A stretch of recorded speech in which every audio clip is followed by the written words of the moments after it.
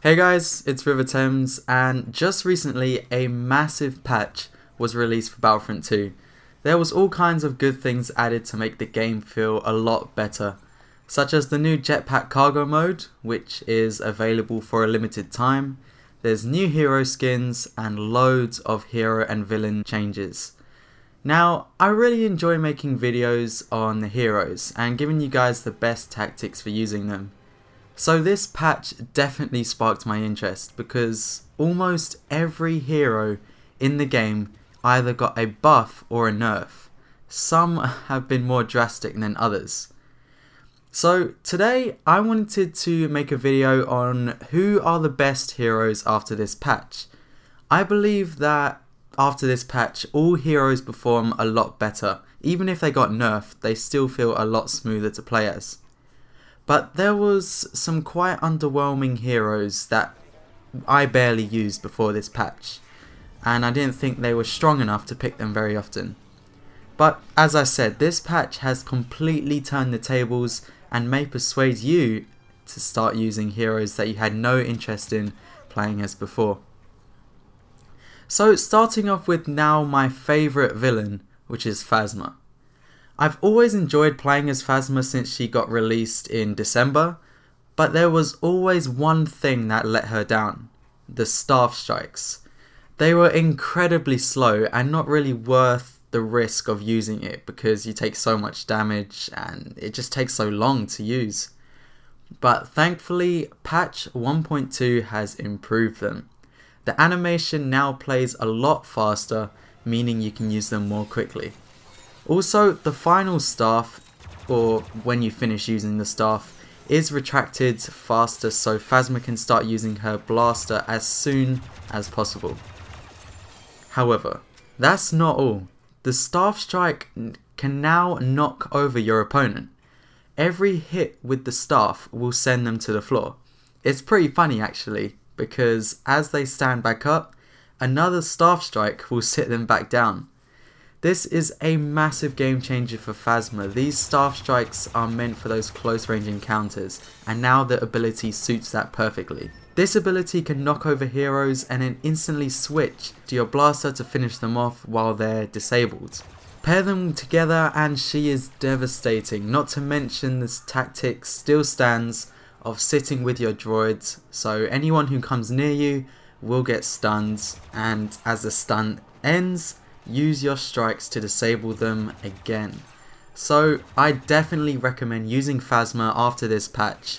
If you didn't enjoy using her before this patch, then I would definitely give her a try in Heroes vs Villains. Next up is IDEN Versio, the main character of the campaign. I've always believed that IDEN is the weakest hero for Heroes vs Villains. With only 550 health and barely any defense against lightsabers, I rarely picked her. Although in Galactic Assault the pulse cannon, sniper and secondary fire are perfect. But the main thing was how useless I thought her stun droid was. I literally felt like it did nothing at all. And of course DICE have picked up on this and they realised that it did feel quite useless, to be honest. So they've now buffed it, and the droid now travels faster to the target, shocking them a lot quicker.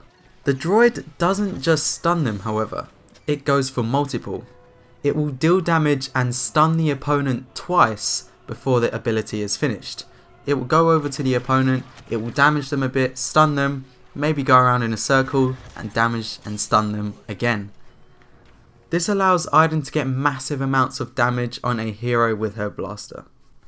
And it can be used very tactically, maybe stunning a hero so you can escape from them. And not to mention, if you prefer using IDEN in Galactic Assault, the stun of the droid actually chains between enemies.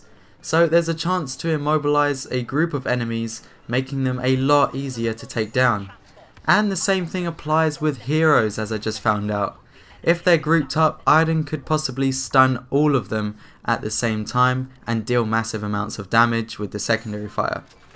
But either way, this droid has massively improved IDEN's gameplay so much.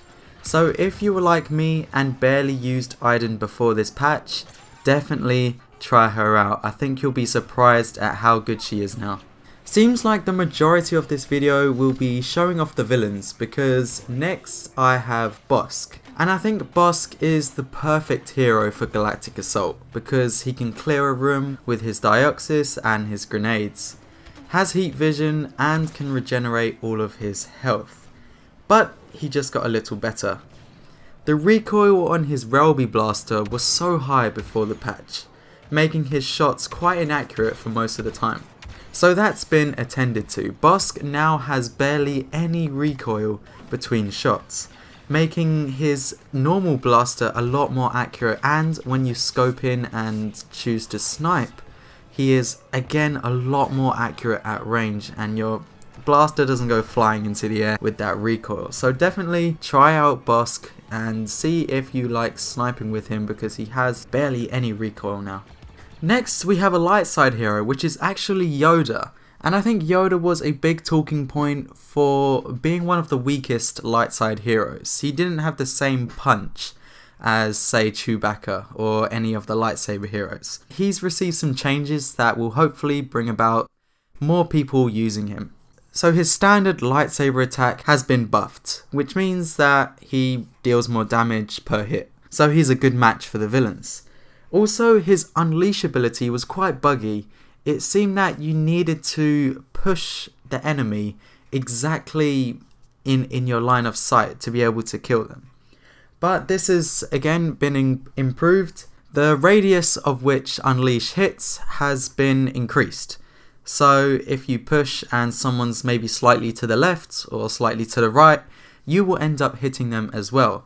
So there's a bigger area of effect for unleash now, which will hopefully result in more multi-kills and a lot more pushing heroes off the map.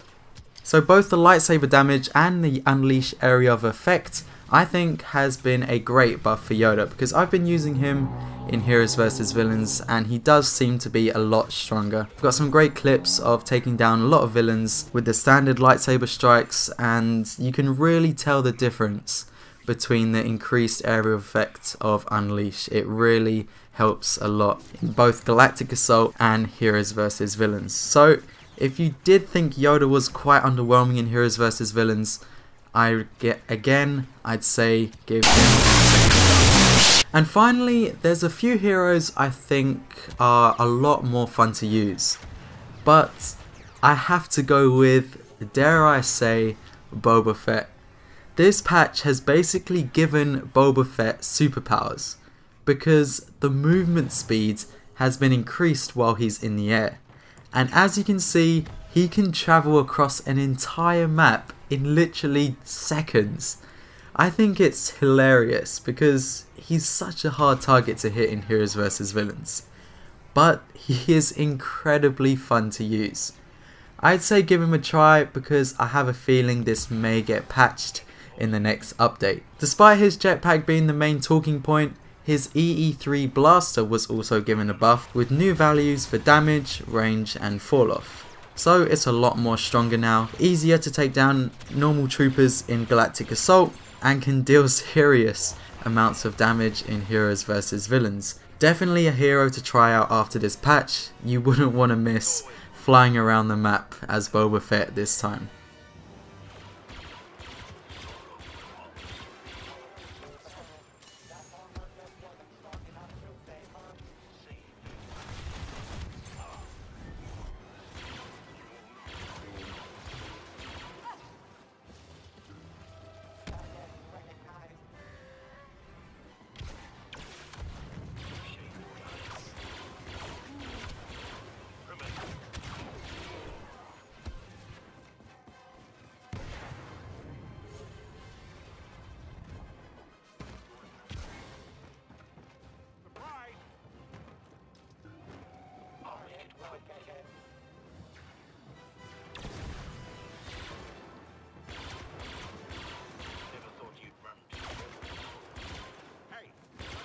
So there's 5 heroes I think you should try using after they have been improved in patch 1.2. Let me know if you like this new Battlefront patch, because I think it has massively improved the game for the better.